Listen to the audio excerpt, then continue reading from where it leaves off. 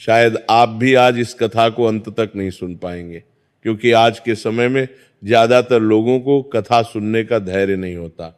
मन कहीं और भटकता है, ध्यान सांसारिक कामों में उलझा रहता है और भक्ति के लिए समय निकालना सबसे कठिन हो गया है। मोबाइल की स्क्रीन पर उंगलियां तेजी से घूमती रहती हैं, एक वीडियो से दूसरे वीडियो पर कूदते रहते हैं, लेकिन जब भक्ति की बात आती है तो 5 मिनट भी बैठना मुश्किल हो जाता है। लेकिन जो व्यक्ति आज इस महाशिवरात्रि की पावन कथा को पूरे मन, पूरे ध्यान और पूरी श्रद्धा से अंत तक सुन लेगा, उस पर भगवान शिव की विशेष कृपा अवश्य बरसेगी। शास्त्रों में स्पष्ट लिखा है कि जो भक्त महाशिवरात्रि की रात्रि को जागरण करते हुए कथा सुनता है, वह 7 जन्मों के पापों से मुक्त हो जाता है।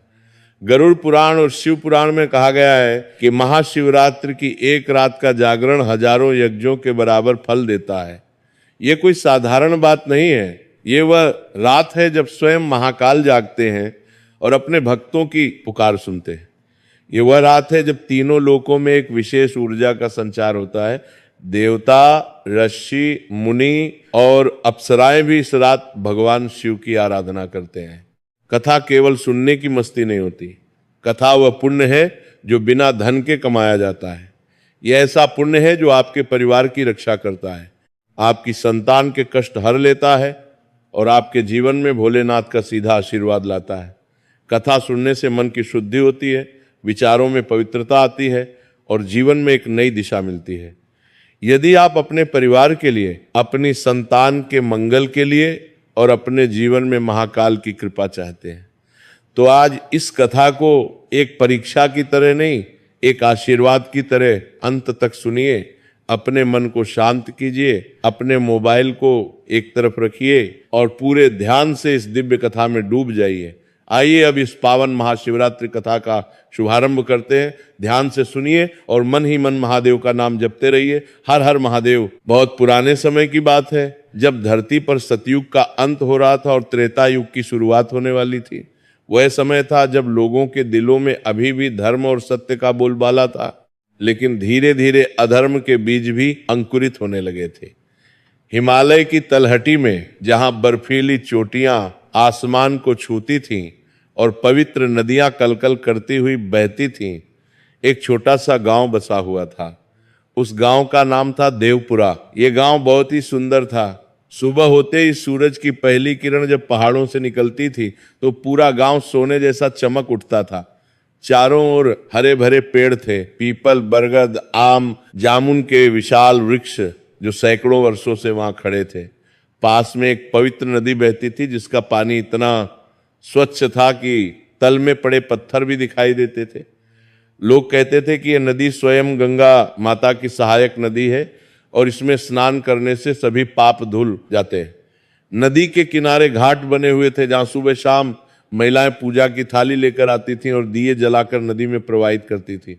गांव के बीचों बीच एक बहुत पुराना शिव मंदिर था।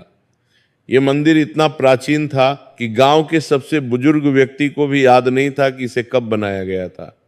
मंदिर के बारे में कहा जाता था कि यह मंदिर सैकड़ों वर्षों से, शायद हजारों वर्षों से वहां स्थापित है और इसे स्वयं देवताओं ने बनाया था।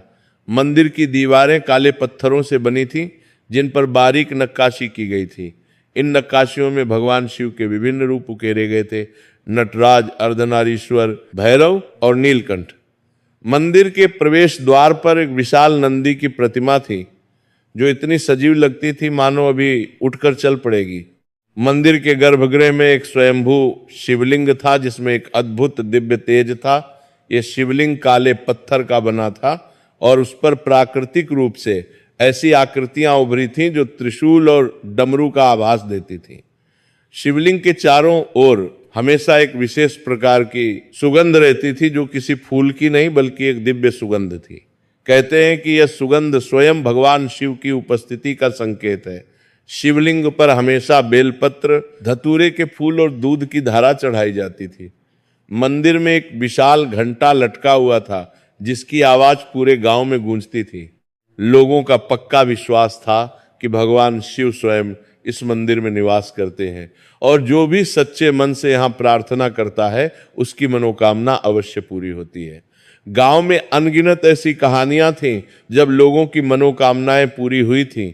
किसी की संतान हुई थी, किसी का रोग दूर हुआ था, किसी का खोया हुआ धन मिल गया था और किसी के जीवन में अचानक खुशियां आ गई थीं। इसलिए दूर दूर से लोग इस मंदिर में दर्शन करने आते थे। मंदिर के आसपास हमेशा धूप दीप की सुगंध, घंटियों की मधुर ध्वनि और भजन कीर्तन का माहौल रहता था। इसी गांव में दो भाई रहते थे। बड़े भाई का नाम था देवांश और छोटे भाई का नाम था विनय। दोनों भाइयों का पालन पोषण उनकी विधवा माता ने किया था। उनकी माता का नाम देवकी था। देवकी एक अत्यंत सुशील और धार्मिक महिला थी।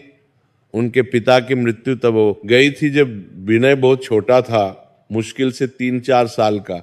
उस समय देवांश केवल 8 साल का था। पिता की मृत्यु का कारण एक दुर्घटना थी। वे गांव से शहर जा रहे थे। जब रास्ते में उनकी बैलगाड़ी पलट गई और उनकी मौके पर ही मृत्यु हो गई। उस समय देवकी की उम्र मात्र 25 वर्ष थी। परिवार वालों ने उन्हें दूसरी शादी करने के लिए बहुत दबाव डाला, लेकिन देवकी ने मना कर दिया। उन्होंने कहा कि अब उनका पूरा जीवन अपने दोनों बेटों को बड़ा करने और भगवान शिव की भक्ति में ही बीतेगा।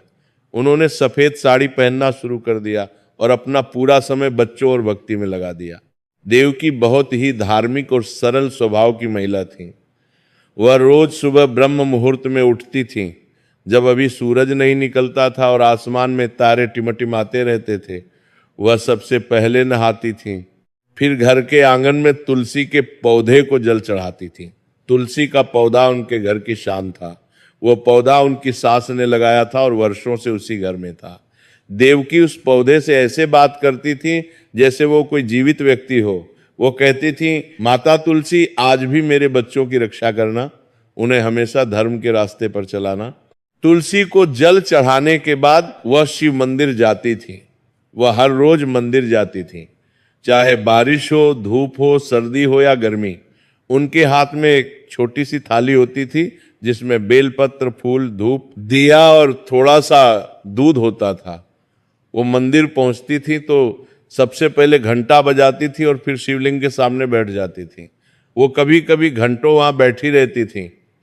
लोग उन्हें देखते थे और सोचते थे कि इस विधवा स्त्री में कितनी शक्ति है कि अकेले 2 बच्चों को पाल रही है और फिर भी उसके चेहरे पर इतनी शांति है। देवकी ने अपने दोनों बेटों को बचपन से ही शिव भक्ति का पाठ पढ़ाया था। जब बच्चे छोटे थे तो वह रात को सोने से पहले उन्हें भगवान शिव की कहानियां सुनाती थी। वह उन्हें समुद्र मंथन की कथा सुनाती थी कि कैसे भगवान शिव ने हलाहल विष पीकर पूरी सृष्टि को बचाया। वो उन्हें दक्ष प्रजापति के यज्ञ की कथा सुनाती थी। वो उन्हें भगवान शिव और माता पार्वती के विवाह की कथा सुनाती थी। बच्चे इन कहानियों को बड़े ध्यान से सुनते थे और बीच बीच में सवाल पूछते थे। देवकी बड़े प्यार से उनके सभी सवालों के जवाब देती थी। देवकी अक्सर अपने बेटों से कहती थी, बेटा, इस संसार में जो भी है वह सब नाशवान है। धन, संपत्ति, यश, प्रतिष्ठा, रिश्ते, नाते, सब कुछ एक दिन समाप्त हो जाएगा। आज जो राजा है कल वो भिखारी हो सकता है। आज जो धनी है कल वो कंगाल हो सकता है। आज जो स्वस्थ है कल वो बीमार पड़ सकता है। इस संसार में कुछ भी स्थायी नहीं है।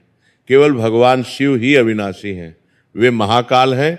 इस संसार में वे काल के भी काल हैं। काल भी उनसे डरता है। मृत्यु भी उनके आगे झुक जाती है। उनकी शरण में जाओ तो जीवन में कभी कोई कष्ट नहीं आएगा, और अगर कष्ट आए भी तो भोलेनाथ तुम्हें उस कष्ट से पार लगा देंगे। वे अपने भक्तों को कभी अकेला नहीं छोड़ते।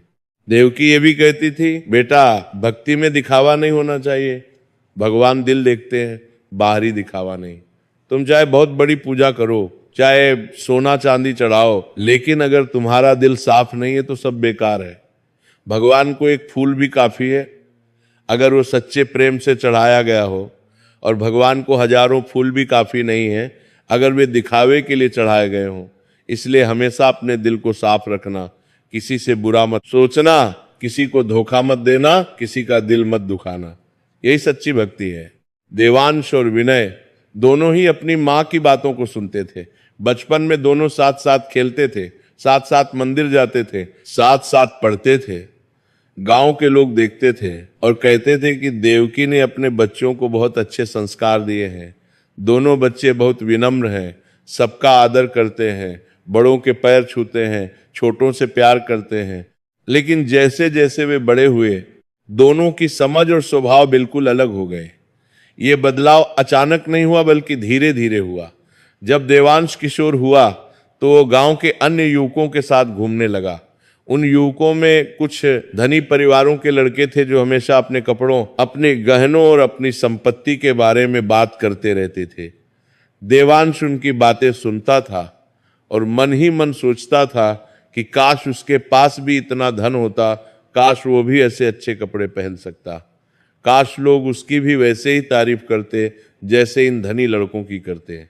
धीरे धीरे देवांश के मन में महत्वाकांक्षा ने जड़ें जमा ली। वो बहुत चतुर भी था, पढ़ाई में होशियार था, बात करने में चतुर था, लोगों को प्रभावित करने में माहिर था। उसे समझ आ गया था कि समाज में आगे बढ़ने के लिए, लोगों में इज्जत पाने के लिए सिर्फ अच्छा इंसान होना काफी नहीं है, दिखावा भी जरूरी है। लोगों को यह दिखाना जरूरी है कि तुम कितने धार्मिक हो, कितने दानी हो, कितने बड़े भक्त हो। देवांश को लगने लगा कि भक्ति का मतलब है बड़े बड़े आयोजन करना, लोगों के सामने अपनी धार्मिकता का प्रदर्शन करना और मंदिर में सबसे पहले और सबसे अधिक चढ़ावा चढ़ाना। उसने देखा था कि जब कोई व्यक्ति मंदिर में बहुत बड़ा दान देता है तो पूरा गांव उसकी तारीफ करता है, पंडित उसका नाम आदर से लेते हैं, लोग उसे इज्जत की नजर से देखते हैं। देवांश को ये सब बहुत अच्छा लगता था। उसे लगता था कि जितना बड़ा चढ़ावा होगा और जितनी भव्य पूजा होगी, उतनी जल्दी भगवान शिव उसकी सुनेंगे और उसकी मनोकामनाएं पूरी करेंगे। उसके लिए भक्ति एक तरह का निवेश था जिसमें उसे रिटर्न चाहिए था। वह सोचता था कि मैं इतना पैसा खर्च कर रहा हूं, इतनी बड़ी पूजा कर रहा हूं, तो भगवान को भी मेरे लिए कुछ करना ही पड़ेगा, मेरी मनोकामनाएं पूरी करनी ही पड़ेंगी। देवांश की इस सोच में एक बड़ी समस्या थी। उसकी भक्ति स्वार्थ से प्रेरित थी। वह भगवान से बिना शर्त प्रेम नहीं करता था। उसका प्रेम शर्त के साथ था, मैं तुम्हें यह दूंगा तो तुम मुझे वह दो। यह सौदे जैसा था, प्रेम नहीं। लेकिन देवांश को इस बात का एहसास नहीं था, जबकि विनय जो छोटा भाई था बिल्कुल अलग था। वो बहुत ही सरल, शांत और निर्मल स्वभाव का था। बचपन से ही उसमें एक विशेष गुण था, वह कभी किसी से ईर्ष्या नहीं करता था। जब अन्य बच्चे नए कपड़े पहनते थे और विनय के पास पुराने कपड़े होते थे तो भी उसे कोई फर्क नहीं पड़ता था। जब अन्य बच्चे मिठाइयां खाते थे और विनय के पास मिठाई नहीं होती थी तो भी वह उदास नहीं होता था, वो हमेशा संतुष्ट रहता था। विनय भी मंदिर जाता था, पर बहुत चुपचाप। वह सुबह जल्दी उठ जाता था। जब गांव के ज्यादातर लोग सो रहे होते थे, वह नदी में स्नान करता था, फिर मंदिर जाता था। मंदिर में कोई और नहीं होता था उस समय, बस विनय और भगवान शिव। विनय शिवलिंग के सामने बैठ जाता था और बस भगवान को देखता रहता था। कभी कभी आंसू आ जाते थे, पता नहीं क्यों। एक अजीब सी शांति और आनंद का अनुभव होता था। वो किसी को बताता नहीं था कि उसने कितना दान किया या कितनी पूजा की। दरअसल उसके पास देने के लिए कुछ था भी नहीं, क्योंकि घर की सारी संपत्ति देवांश के हाथ में थी। लेकिन विनय को इससे कोई फर्क नहीं पड़ता था। उसके लिए भक्ति एक निजी और पवित्र अनुभव थी, कोई सार्वजनिक प्रदर्शन नहीं। वह जब भी भगवान शिव के सामने जाता तो बस इतना कहता, हे भोलेनाथ, मैं आपका हूं और आप मेरे हो, बस इतना ही मुझे काफी है, मुझे और कुछ नहीं चाहिए। न धन चाहिए, न यश चाहिए, न प्रतिष्ठा चाहिए, बस आपके चरणों में जगह मिल जाए। विनय की इस सरलता में एक गहरा ज्ञान छिपा हुआ था जो शायद उसे खुद भी पता नहीं था। जब दोनों भाई युवा हुए तो उनकी माता बहुत बीमार पड़ गई। पहले तो हल्का बुखार रहता था जो 2-3 दिन में ठीक हो जाता था, फिर धीरे धीरे बुखार बार बार आने लगा। उनका शरीर कमजोर होने लगा, उन्हें खाना अच्छा नहीं लगता था, चलने फिरने में दिक्कत होने लगी। दोनों भाइयों ने उन्हें कई वैद्यों को दिखाया। गांव के वैद्य ने कई तरह की जड़ी बूटियां दी, शहर के डॉक्टर के पास भी ले गए। डॉक्टर ने कई जांचें की, दवाइयां दी, पर कुछ खास फायदा नहीं हुआ। देवकी को लगता था कि अब उनका समय आ गया है। एक दिन उन्होंने दोनों भाइयों को अपने पास बुलाया। वह समय शाम का था, सूरज ढलने वाला था और उसकी लालिमा कमरे में आ रही थी। देवकी अपने बिस्तर पर लेटी हुई थी। उनका चेहरा बहुत कमजोर हो गया था, लेकिन उनकी आंखों में अभी भी वही चमक थी। उनकी आंखों में आंसू थे, पर चेहरे पर शांति थी। दोनों भाई उनके पास बैठे, देवांश उनके दाहिनी ओर और विनय बाईं ओर। देवकी ने अपने दोनों हाथों से अपने दोनों बेटों के हाथ पकड़े। उन्होंने कहा, बेटा देवांश, तुम बड़े हो, घर की, खेती की और अपने छोटे भाई की जिम्मेदारी तुम्हारी है। मैं तुम्हें सौंप कर जा रही हूं ये जिम्मेदारी। हमेशा याद रखना कि खून का रिश्ता सबसे बड़ा होता है। दुनिया में सब कुछ बदल सकता है, लेकिन खून का रिश्ता नहीं बदलता। भाई भाई का सहारा होता है। तुम्हारे पिता नहीं है, अब मैं भी जा रही हूं। तुम दोनों एक दूसरे के लिए ही हो, कभी एक दूसरे का साथ मत छोड़ना। दुनिया भले ही तुम्हारा साथ छोड़ दे, लेकिन तुम दोनों कभी एक दूसरे का साथ मत छोड़ना। देवांश की आंखों से आंसू बहने लगे। उसने कहा, मां, ऐसा मत कहो, तुम ठीक हो जाओगी, हम और इलाज करवाएंगे। देवकी ने मुस्कुराते हुए कहा, बेटा, मुझे पता है कि मेरा समय आ गया है, मुझे कोई दुख नहीं है। मैंने अपना जीवन भगवान शिव की भक्ति में बिताया है, मैंने तुम दोनों को बड़ा किया है, अब मैं शांति से जा सकती हूं। लेकिन तुम दोनों को एक बात याद रखनी है, हमेशा भोलेनाथ को याद रखना। वे ही तुम्हारे सच्चे रक्षक हैं, वे ही तुम्हारे माता भी हैं, पिता भी हैं, मित्र भी हैं, सहायक भी हैं। उनकी शरण में रहोगे तो कभी कोई कष्ट नहीं आएगा। फिर उन्होंने विनय की ओर देखा। विनय रो रहा था, वह छोटा था और मां से बहुत लगाव था। देवकी ने कहा, बेटा विनय, तुम छोटे हो पर तुम्हारा मन बहुत साफ है, तुम्हारे दिल में कोई बुराई नहीं। इसी तरह हमेशा अपने मन को साफ रखना, अपने बड़े भाई का हमेशा सम्मान करना। वे कभी कठोर बोले या कुछ गलत करें तो भी तुम अपना धर्म नहीं भूलना। याद रखना कि सच्ची भक्ति दिखावे में नहीं, मन की शुद्धता में होती है। तुम भगवान से कभी कुछ मांगना मत, बस उनसे प्रेम करना, बस उनके चरणों में बैठे रहना, यही काफी है। दोनों भाइयों ने रोते हुए अपनी मां के पैर छुए। देवकी ने अपने दोनों बेटों के सिर पर हाथ रखा और कहा, मेरा आशीर्वाद तुम दोनों के साथ है, भगवान शिव तुम दोनों की रक्षा करे।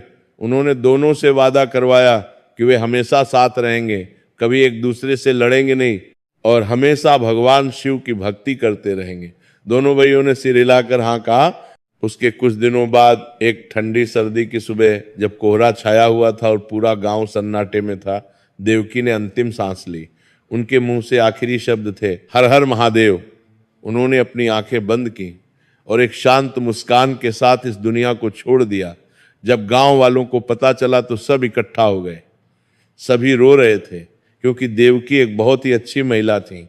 उन्होंने कभी किसी से बुरा नहीं किया था, हमेशा सबकी मदद की थी, हमेशा सबसे प्रेम से बात की थी। दोनों भाइयों ने अपनी मां का अंतिम संस्कार किया। उन्होंने सारे रीति रिवाज पूरे किए। 13वीं के दिन उन्होंने पूरे गांव को भोजन कराया और ब्राह्मणों को दान दिया। मां की आत्मा की शांति के लिए उन्होंने शिव मंदिर में एक बड़ा हवन करवाया। मां की मृत्यु के बाद दोनों भाइयों ने मिलकर घर चलाना शुरू किया। उनके पास अच्छी खासी जमीन थी, लगभग 20 बीघा। खेती से अच्छी आमदनी होती थी। उनके पास 4 गाय और 2 भैंस भी थी, जिनसे दूध की अच्छी आय होती थी। एक छोटी सी किराने की दुकान भी थी गांव में। कुल मिलाकर वे आर्थिक रूप से काफी ठीक थे। शुरू के कुछ महीने तो सब ठीक रहा। देवांश ने घर के सारे हिसाब किताब और सारी जिम्मेदारी अपने हाथ में ले ली। वह कहता था कि विनय अभी छोटा है, उसे इन सब चीजों की समझ नहीं है, इसलिए वो सब संभाल लेगा। विनय ने भी कोई आपत्ति नहीं की। वो सोचता था कि भाई बड़ा है, उसे ज्यादा अनुभव है, तो उसे ये सब करना चाहिए। विनय खेतों में मेहनत करता रहता, जानवरों की देखभाल करता और जो भी काम देवांश उसे कहता वो कर देता। वो कभी कोई सवाल नहीं पूछता था, कभी कोई शिकायत नहीं करता था। लेकिन समय बीतने के साथ साथ देवांश के मन में धीरे धीरे बदलाव आने लगा। लालच और घमंड ने उसके दिल में घर करना शुरू कर दिया। उसे लगने लगा कि सारे महत्वपूर्ण फैसले वही ले रहा है, सारा प्रबंधन वही कर रहा है, तो संपत्ति पर भी सिर्फ उसी का हक होना चाहिए। ये सोच धीरे धीरे उसके मन में जड़ें जमाने लगी। वो भूलने लगा कि ये सारी संपत्ति उसके पिता की मेहनत से आई है और ये दोनों भाइयों की बराबर है। देवांश ने धीरे धीरे विनय को घर की हर छोटी बड़ी बात से दूर रखना शुरू कर दिया। जब कोई महत्वपूर्ण फैसला लेना होता था तो वो विनय से पूछता तक नहीं था। जब कोई बड़ी बिक्री या खरीदारी होती थी तो वो अकेले ही सब कुछ तय कर देता था। वो अकेले ही सब कुछ तय कर देता था। कहता, तुम बस खेत संभालो, घर के फैसले मैं लूंगा, तुम्हें इन सब चीजों से कोई मतलब नहीं होना चाहिए, तुम इन चीजों को समझते भी नहीं हो। विनय कभी विरोध नहीं करता था, पहली बात तो ये कि वह स्वभाव से ही बहुत सरल और शांत था। दूसरी बात यह कि उसे अपने बड़े भाई पर पूरा भरोसा था। वह सोचता था कि भाई बड़ा है, माँ ने कहा था उसका सम्मान करना, तो जो कुछ भी भाई कर रहा है सही कर रहा होगा। उसे यह भी लगता था कि शायद वाकई उसे इन चीजों की ज्यादा समझ नहीं है और भाई बेहतर तरीके से सब संभाल सकता है। देवांश का व्यवहार समाज में बहुत अलग था। वह गांव में हर धार्मिक आयोजन में सबसे आगे रहता था। होली हो, दिवाली हो, जन्माष्टमी हो या कोई भी त्योहार, देवांश सबसे ज्यादा दान देता था। गांव में कोई भी पूजा, यज्ञ या धार्मिक कार्यक्रम हो तो देवांश सबसे ज्यादा पैसा लगाता और सबसे बड़ा चढ़ावा चढ़ाता। मंदिर की मरम्मत करवानी हो तो देवांश आगे आता। किसी गरीब की शादी में मदद करनी हो तो देवांश का नाम सबसे पहले आता।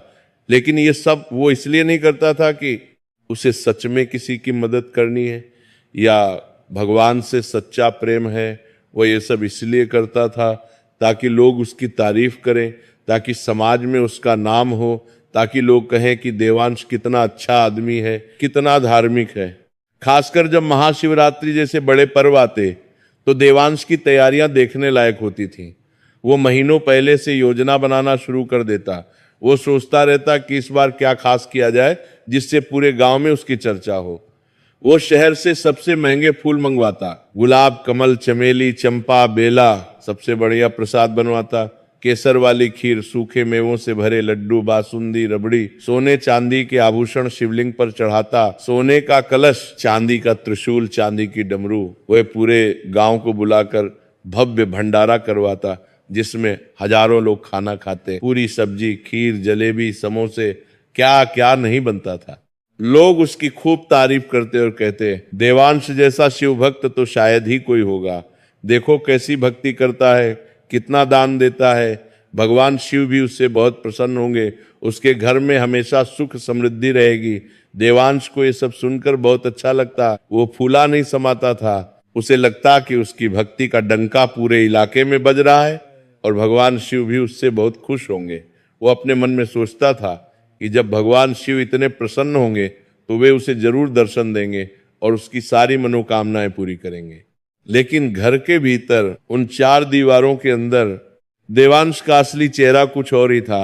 वो विनय के साथ बहुत बुरा व्यवहार करता था।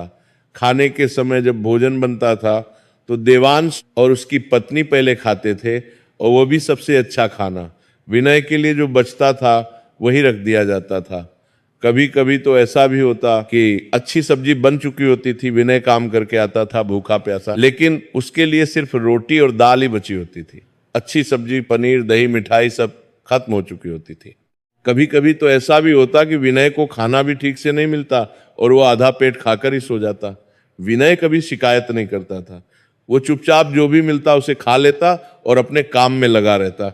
वो सोचता था कि शायद घर में अभी कम सामान है या शायद भाई को ज्यादा अच्छा खाना चाहिए क्योंकि वे बाहर समाज में जाते हैं। देवांश अपनी पत्नी से कहता, देखो उसे ज्यादा अच्छा खाना देने की जरूरत नहीं है, वो तो बस खेतों में काम करता है, उसे क्या फर्क पड़ता है कि क्या खाया। हम तो बाहर समाज में जाते हैं, मंदिर जाते हैं, लोगों से मिलते हैं, हमें अच्छा खाना चाहिए, हमें स्वस्थ दिखना चाहिए।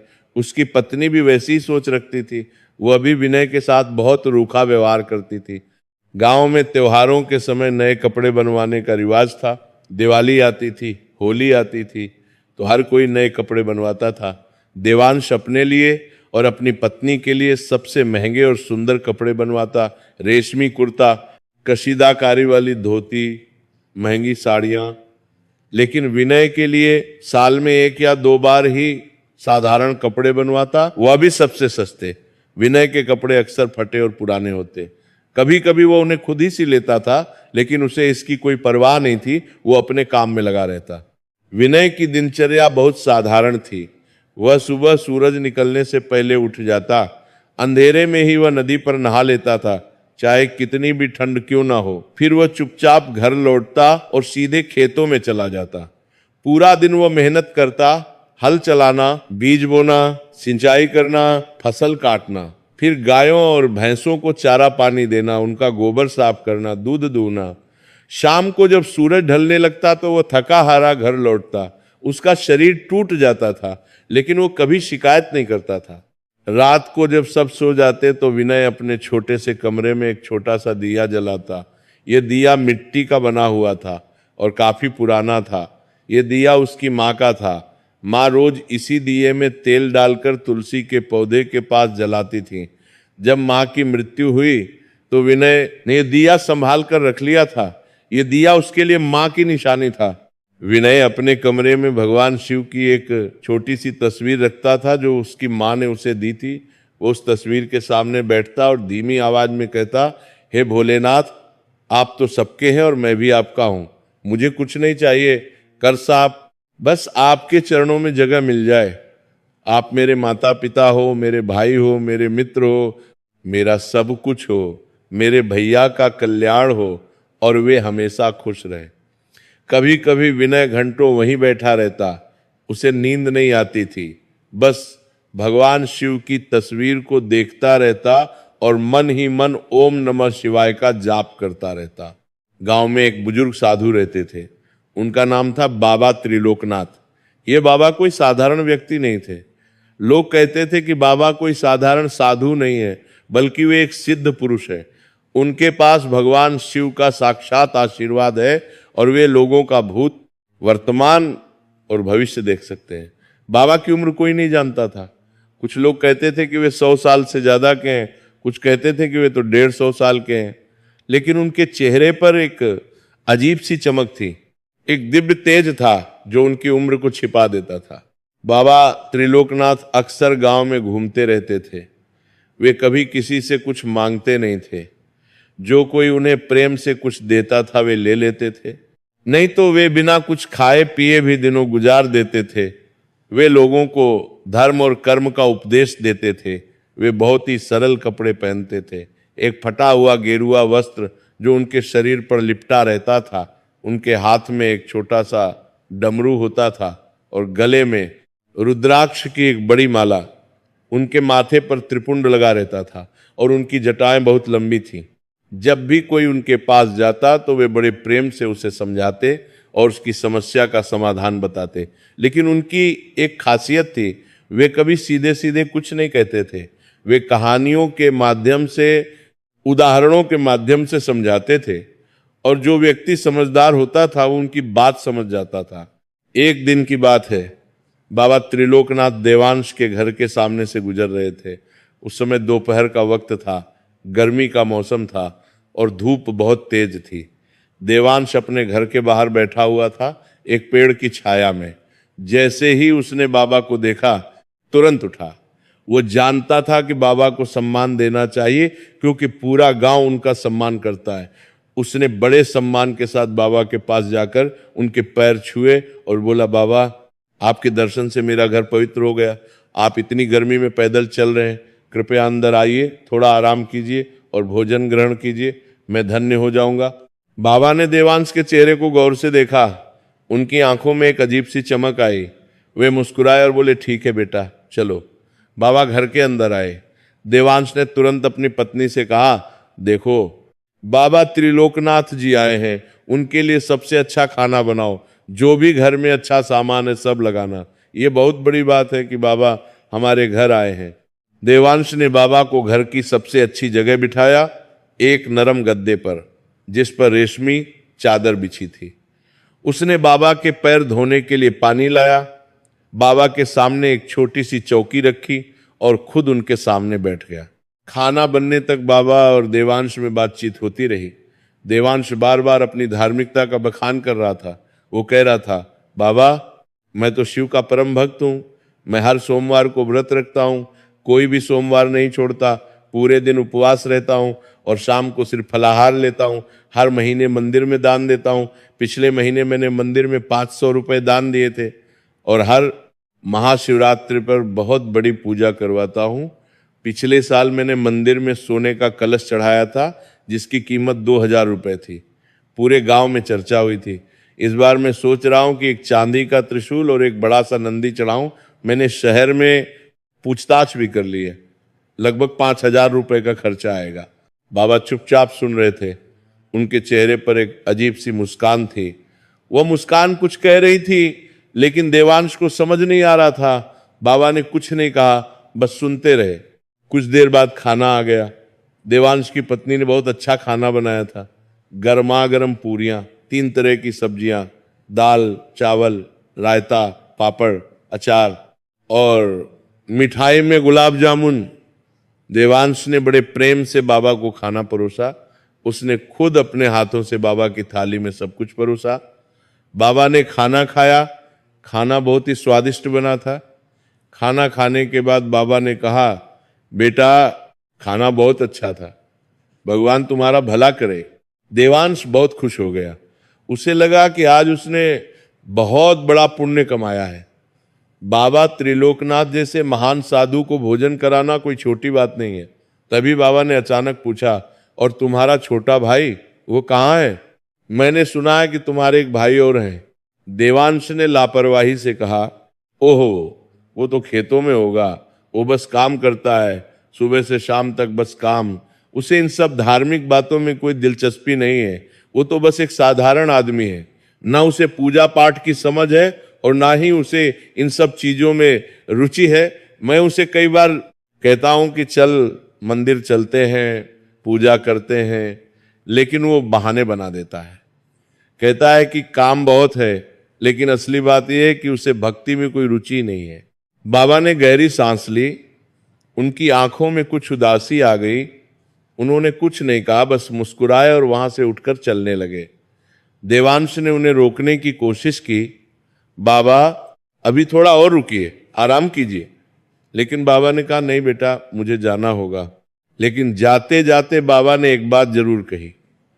उन्होंने देवांश की आंखों में सीधे देखा और धीमी लेकिन गंभीर आवाज में कहा, देवांश सुनो, भगवान शिव को दिखावे की भक्ति नहीं, सच्चे मन की भक्ति चाहिए। तुम सोना चांदी चढ़ा सकते हो, हजारों रुपए खर्च कर सकते हो, हर सोमवार व्रत रख सकते हो, लेकिन अगर तुम्हारे मन में अहंकार है, लालच है और अपने भाई के प्रति प्रेम नहीं है, तो तुम्हारी भक्ति खोखली है। भगवान मन देखते हैं, चढ़ावा नहीं। भगवान दिल देखते हैं, दिखावा नहीं। इस बात को याद रखना। एक दिन भोलेनाथ तुम्हें इसका असली अर्थ समझा देंगे, और जब वो दिन आएगा तो तुम्हें बहुत दुख होगा, लेकिन वही दुख तुम्हें सच्चाई का रास्ता दिखाएगा। देवांश ने बाबा की बात को गंभीरता से नहीं लिया। उसे लगा कि बाबा बूढ़े हो गए हैं, इसलिए ऐसी उलटी सीधी बातें करते हैं। उसे तो अपनी भक्ति पर पूरा गर्व और भरोसा था। वह सोचता था कि उसने इतना कुछ किया है भगवान के लिए, तो भगवान भी उसका खास ख्याल रखेंगे और उसकी हर मनोकामना पूरी करेंगे। वह मन ही मन हंसा और सोचा कि बाबा को शायद मेरी बात से जलन हो गई होगी, इसलिए ऐसा कह रहे हैं। उसी साल कुछ महीनों बाद महाशिवरात्रि का पवित्र पर्व आने वाला था।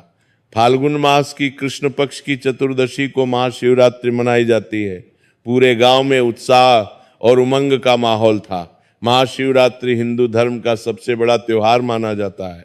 कहा जाता है कि इसी दिन भगवान शिव और माता पार्वती का विवाह हुआ था। यह भी कहा जाता है कि इस रात भगवान शिव ने तांडव नृत्य किया था और सृष्टि की रचना, पालन और संहार का चक्र शुरू किया था। शास्त्रों में लिखा है कि जो व्यक्ति महाशिवरात्रि की रात को जागरण करता है, व्रत रखता है और भगवान शिव की पूजा करता है, उसके सारे पाप धुल जाते हैं और वह मोक्ष का अधिकारी बन जाता है। गरुड़ पुराण में कहा गया है कि महाशिवरात्रि की रात को जागने वाला व्यक्ति यमलोक में नहीं जाता। शिव पुराण में कहा गया है कि इस रात जो भी भगवान शिव की सच्चे मन से पूजा करता है, उसे भगवान शिव के लोक में स्थान मिलता है। ये कोई साधारण बात नहीं है। ये वह रात है जब स्वयं महाकाल जागते हैं और अपने भक्तों की पुकार सुनते हैं। ये वह रात है जब तीनों लोकों में एक विशेष ऊर्जा का संचार होता है। देवता, ऋषि, मुनि और अप्सराएं भी इस रात भगवान शिव की आराधना करते हैं। ब्रह्मा और विष्णु भी इस रात भगवान शिव की पूजा करते हैं। गांव के मंदिर को फूलों और दियों से सजाया जा रहा था। हर घर में तैयारियां चल रही थी। महिलाएं मेहंदी लगा रही थी, नए कपड़े तैयार कर रही थी, विशेष प्रसाद बना रही थी। बच्चे उत्साहित थे क्योंकि रात भर जागरण होगा और कई तरह के खेल और कार्यक्रम होंगे। देवांश ने इस बार पहले से भी बड़ी तैयारी की थी। उसने 2 महीने पहले से ही योजना बनानी शुरू कर दी थी। उसने शहर से सबसे महंगा चढ़ावा मंगवाया था, एक बड़ा सा चांदी का त्रिशूल जो 2 फीट लंबा था और जिस पर बारीक नक्काशी की गई थी, एक सोने का कलश जिसमें गंगा जल भरा जाना था, केसर और गुलाब जल से बना हुआ खास प्रसाद, सैकड़ों किलो फल, सेब, केले, अंगूर, संतरे, हजारों बेलपत्र जो खास तौर पर एक पवित्र बेल के पेड़ से तोड़े गए थे, धतूरे के सैकड़ों फूल। उसने 5 पंडितों को बुलाया था जो पूरे गांव में सबसे विद्वान माने जाते थे। ये पंडित पूरी रात वेद मंत्रों का उच्चारण करेंगे। उसने रुद्राभिषेक की व्यवस्था की थी, जिसमें शिवलिंग पर दूध, दही, घी, शहद और गंगाजल की धारा चढ़ाई जाएगी। उसने पूरे गांव को भंडारे का निमंत्रण दे दिया था। लगभग 500 लोग आने वाले थे। भंडारे के लिए उसने विशेष व्यवस्था की थी।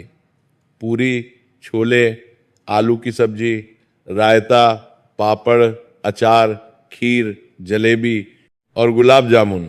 उसने 10 रसोइयों को बुलाया था जो पूरी रात खाना बनाएंगे। उसने मंदिर के चारों ओर हजारों दिए जलाने की व्यवस्था की थी। उसने एक भजन मंडली को भी बुलाया था जो पूरी रात भजन गाएगी। गांव के लोग आपस में बात कर रहे थे, इस बार तो देवांश ने कमाल कर दिया है, ऐसी भव्य पूजा तो पहले कभी नहीं हुई। लगता है कि देवांश सच में बहुत बड़ा शिव भक्त है, भगवान शिव भी उससे बहुत प्रसन्न होंगे। कुछ लोग कहते थे, देखो कितना खर्चा कर रहा है, कम से कम 10,000 रुपए तो खर्च होंगे। लेकिन देवांश को कोई फिक्र नहीं, वो तो भगवान के लिए सब कुछ कर सकता है। देवांश को ये सब सुनकर बहुत खुशी हो रही थी। उसे लगता था कि इस महाशिवरात्रि पर भगवान शिव उसे जरूर दर्शन देंगे और उसकी हर मनोकामना पूरी करेंगे। वो मन ही मन सोच रहा था कि इस बार जब भगवान शिव प्रसन्न होंगे तो वो उनसे मांगेगा कि उसका व्यापार और बढ़े, उसकी संपत्ति दोगुनी हो जाए, उसे एक बेटा हो और गांव में उसका नाम सबसे ऊपर हो। वह सोच रहा था कि भगवान शिव को तो उसकी सुनना ही पड़ेगा, क्योंकि उसने इतनी बड़ी पूजा की है। महाशिवरात्रि की शाम आ गई, सूरज ढलने लगा था, आसमान में लालिमा छा गई थी। पूरा गांव मंदिर की ओर चल पड़ा। बच्चे, बूढ़े, जवान, महिलाएं सभी अपने अपने घरों से निकलकर मंदिर की ओर जा रहे थे। लोगों के हाथों में पूजा की थालियां थीं, जिनमें फूल, बेलपत्र, धूप, दिए और प्रसाद था। मंदिर में दियों की रोशनी से पूरा वातावरण दिव्य हो गया था। हजारों दिए जल रहे थे। मंदिर की दीवारें, छत, आंगन, सब जगह दियों की रोशनी थी। ऐसा लग रहा था मानो धरती पर तारे उतर आए हों। घंटियों की आवाज गूंज रही थी। मंदिर के विशाल घंटे को लोग बार बार बजा रहे थे और उसकी गूंज पूरे गांव में फैल रही थी। हवा में फूलों की महक फैली हुई थी, गुलाब, चमेली, बेला, चंपा। धूप की सुगंध और कपूर की खुशबू मिलकर एक दिव्य वातावरण बना रही थी। मंदिर के बाहर भजन मंडली ने गाना शुरू कर दिया था। शिव शंकर भोलेनाथ हर हर महादेव की आवाज गूंज रही थी। बार नेने में भूल बिलकुने, दल की करने गूंज रही थी। देवांश सबसे पहले मंदिर पहुंचा। उसने बहुत शानदार कपड़े पहने हुए थे, रेशमी सफेद धोती और कुर्ता, गले में रुद्राक्ष की माला, माथे पर चंदन का बड़ा सा तिलक। उसकी पत्नी भी बहुत सुंदर साड़ी पहनकर आई थी। देवांश ने अपना चढ़ावा बड़े गर्व से सबको दिखाया। लोग देखकर वाह वाह कर रहे थे। देखो कितना बड़ा चांदी का त्रिशूल है और ये सोने का कलश तो बहुत कीमती लगता। लोग आपस में फुसफुसा रहे थे। पंडितों ने पूजा शुरू की। वे संस्कृत में मंत्रों का उच्चारण कर रहे थे। ओम नमः शिवाय, ओम त्र्यंबकम यजामहे, रुद्राय नमः। मंत्रों की आवाज में एक विशेष शक्ति थी। देवांश सबसे आगे बैठा था, ठीक शिवलिंग के सामने। पंडितों ने रुद्राभिषेक शुरू किया। पहले दूध की धारा चढ़ाई गई। शिवलिंग पर दूध की सफेद धारा बह रही थी। फिर दही, फिर घी, फिर शहद, फिर गंगाजल। हर चीज के साथ विशेष मंत्रों का उच्चारण हो रहा था। देवांश ने भव्य आरती करवाई। एक बहुत बड़ा कपूर जलाया गया। 5 बत्ती की आरती की गई। घंटियां बजने लगीं, शंख बजने लगे, ढोल नगाड़े बजने लगे। पूरा वातावरण भक्ति में डूब गया। देवांश ने अपना चांदी का त्रिशूल और सोने का कलश शिवलिंग के सामने रखा। पंडितों ने विशेष मंत्रों के साथ इन्हें भगवान को समर्पित किया। पूरा गांव देख रहा था और देवांश की तारीफ कर रहा था। लोग कह रहे थे आज तो देवांश ने कमाल कर दिया, ऐसी पूजा तो हमने कभी नहीं देखी। भगवान शिव भी देवांश से बहुत प्रसन्न होंगे। देवांश सब सुन रहा था और मन ही मन बहुत खुश हो रहा था। उसे लगा कि आज उसकी भक्ति का सिक्का जम गया है और पूरा गांव उसे याद रखेगा। वह सोच रहा था कि अब भगवान शिव को उसकी सुनना ही पड़ेगा। रात भर जागरण चलता रहा, भजन मंडली भजन गाती रही, लोग भजन सुनते रहे, कथा सुनते रहे। पंडित महाशिवरात्रि की कथा सुना रहे थे, कैसे भगवान शिव ने हलाहल विष पीकर संसार को बचाया, कैसे उनका विवाह माता पार्वती से हुआ, कैसे उन्होंने गंगा को अपनी जटाओं में धारण किया और देवांश हर समय सबसे आगे बैठा रहा। वो बार बार ये देख रहा था कि लोग उसे देख रहे हैं या नहीं। उसे अपनी भक्ति से ज्यादा लोगों की तारीफ सुनने में मजा आ रहा था। वो मन ही मन सोच रहा था कि अब भगवान शिव को उसकी सुनना ही पड़ेगा, क्योंकि उसने इतनी बड़ी पूजा की है। आधी रात को भंडारा शुरू हुआ, सैकड़ों लोग पंक्तियों में बैठे। देवांश ने खुद कुछ लोगों को भोजन परोसा ताकि सब देखें कि वो कितना विनम्र है। लोगों ने खाना खाया और देवांश की खूब तारीफ की, क्या स्वादिष्ट खाना है। देवांश ने कितनी अच्छी की तारीफ की, देवांश ने कितनी अच्छी की तारीफ की, व्यवस्था की है। वाकई भगवान शिव का सच्चा भक्त है। लेकिन उधर विनय का क्या हाल था? उस महाशिवरात्रि की रात को विनय मंदिर नहीं गया। देवांश ने उसे घर पर ही रहने को कह दिया था। उस दिन सुबह जब विनय खेत से लौटा था तो देवांश ने उससे कहा था, सुनो आज महाशिवरात्रि है, मैं बहुत बड़ी पूजा करवा रहा हूं, पूरा गांव आएगा, तुम घर पर ही रहना, कोई तो घर की रखवाली करे। चोरों को पता चल जाएगा कि सब मंदिर में है तो वे घर में सेंध लगा सकते हैं, और वैसे भी तुम्हारे पास पहनने के लिए अच्छे कपड़े भी नहीं है। इतने सारे लोग होंगे, सब अच्छे अच्छे कपड़े पहन कर आएंगे, तुम अपने फटे पुराने कपड़ों में जाओगे तो लोग क्या कहेंगे? वे कहेंगे कि देवांश अपने भाई को भी ढंग के कपड़े नहीं दे सकता, मेरी इज्जत का सवाल है, तो तुम घर पर रह, मैं सब संभाल लूंगा, मैं तुम्हारी तरफ से भी प्रार्थना कर दूंगा। विनय ने कोई आपत्ति नहीं की। उसने सोचा कि शायद भैया सही कह रहे हैं। वाकई उसके पास अच्छे कपड़े नहीं थे और शायद भैया की इज्जत का सवाल है। वो घर पर ही रुक गया। जब शाम को सारा गांव मंदिर की ओर चल पड़ा तो विनय अपने घर की छत पर खड़ा होकर देख रहा था। दूर से मंदिर की रोशनी दिख रही थी, घंटियों की आवाज सुनाई दे रही थी, भजनों की आवाज हवा में तैर रही थी। विनय के दिल में एक अजीब सी टीस उठी। वो भी मंदिर जाना चाहता था, वो भी भोलेनाथ के दर्शन करना चाहता था, लेकिन भैया ने कहा है घर पर रहने को तो वो यहीं रहेगा। उसने सोचा कि चलो कोई बात नहीं, मंदिर तो नहीं जा सकता लेकिन घर पर ही भोलेनाथ की पूजा कर लेता हूं। जब सारा गांव मंदिर में था और उत्सव मना रहा था, विनय अपने छोटे से कमरे में अकेला बैठा था। उसके पास मंदिर जाने के लिए अच्छे कपड़े नहीं थे, चढ़ाने के लिए कोई महंगा चढ़ावा नहीं था। उसके पास तो बस एक फटा हुआ कुर्ता था जिसे उसने कई बार सी लिया था। उसके कमरे में एक छोटी सी खाट थी जिसकी रस्सियां जगह जगह से टूटी हुई थी। एक पुरानी अलमारी थी जिसमें उसके 2-3 कपड़े रखे थे, और एक कोने में भगवान शिव की वही छोटी सी तस्वीर थी जो उसकी मां ने दी थी। वह तस्वीर भी पुरानी हो गई थी, उसके किनारे जगह जगह से फट गए थे, लेकिन विनय के लिए वो तस्वीर बहुत कीमती थी क्योंकि वो मां की निशानी थी। विनय ने सोचा कि चलो मंदिर तो नहीं जा सकता लेकिन घर पर ही भोलेनाथ की पूजा कर लेता हूं। उसके पास चढ़ाने के लिए कुछ भी नहीं था, ना सोना, ना चांदी, ना फूल, ना फल, ना बेलपत्र, ना दूध था, ना दही, ना घी। उसके पास बस एक टूटा हुआ मिट्टी का दिया था जो उसकी माँ का था, और थोड़ा सा सरसों का तेल जो एक छोटी सी शीशी में बचा हुआ था। विनय ने बड़े प्यार से उस दिए को उठाया। उसने उसे अपने हाथों से साफ किया, उस पर धूल जम गई थी। उसने अपने कपड़े से उसे पोंछा, फिर उसमें तेल डाला। बाती बनाने के लिए उसके पास कपड़े का टुकड़ा नहीं था, तो उसने अपने पुराने कुर्ते से एक छोटा सा टुकड़ा फाड़ा और उसकी बाती बनाई। उसने बड़ी सावधानी से बाती को तेल में डुबोया और फिर उसे जलाया। उस छोटे से दिए की रोशनी में विनय का पूरा कमरा रोशन हो गया। वह रोशनी बहुत तेज नहीं थी, लेकिन उसमें एक अजीब सी गर्माहट थी, एक अजीब सा प्रेम था। उसने वो दिया भगवान शिव की तस्वीर के सामने रख दिया और उसके सामने जमीन पर बैठ गया। फर्श ठंडा था, लेकिन विनय को कोई फर्क नहीं पड़ा। उसने अपनी आंखें बंद की। विनय ने मन ही मन बोलना शुरू किया। उसकी आवाज में इतना प्रेम और भक्ति थी कि शायद स्वर्ग के देवता भी सुन रहे थे। वो बोला, हे भोलेनाथ, हे महादेव, हे शंकर, हे नीलकंठ, हे त्र्यंबकेश्वर, मेरे पास आपको देने के लिए कुछ नहीं है। मेरे भाई ने आज मंदिर में बहुत बड़ी पूजा की है। पूरा गांव बता रहा था कि इतनी बड़ी पूजा पहले कभी नहीं हुई। उनके पास सोना है, चांदी है, फूल हैं, फल हैं, दूध है, घी है, सब कुछ है।